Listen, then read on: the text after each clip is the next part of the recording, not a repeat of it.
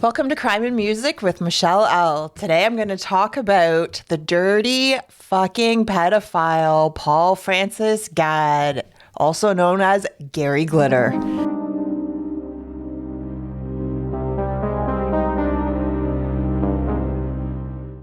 Gary Glitter was born on May 8th, 1944 in Banbury, England. He grew up in a working class environment, spending part of his childhood in foster care, as his father was largely absent and his mother struggled to provide consistent care.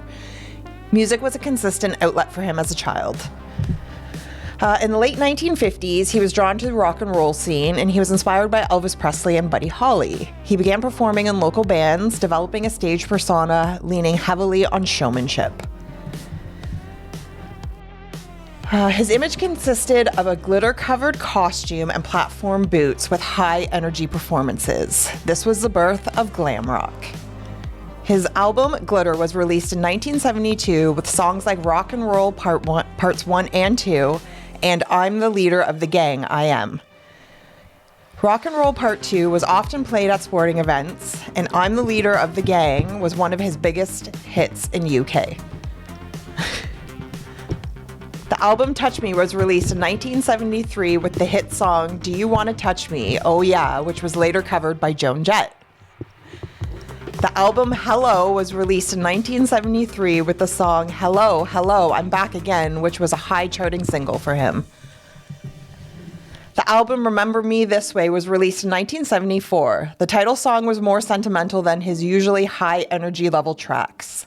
The album Gigi was released in 1975. This was when glam rock was starting to fade in the scene. The album Silver Star was released in 1977. The album Boys Will Be Boys was released in 1984 and was an attempted comeback with a more pop rock sound than glam rock. The album Leader 2 was released in 1991 and was another attempted comeback for him. Between the mid to late 70s, glam rock started to lose momentum.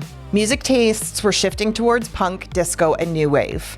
His career tended to lean on nostalgia tours and live performances, cabaret-style appearances, and smaller venues. During the late 80s and early 90s, Rock and Roll Part 2 became widely used at sporting events in North America, giving him ongoing revenue, which was keeping him somewhat visible. Prior to his conviction, he was viewed as a relic in the glam rock era, a performer associated with the 1970s nostalgia, and someone whose biggest contribution, which was Rock and Roll Part 2, had outlived his active career. His criminal charges. From 1997 to 1999 in the United Kingdom, police searched his home in England after a computer technician reported suspicious material found on his laptop. He was convicted of indecent images of children, and he was sentenced to 4 months in prison. From 2005 to 2006 in Vietnam, he was arrested after authorities investigated allegations involving minors. He was convicted of committing obscene acts with minors, and he was sentenced to 3 years in prison.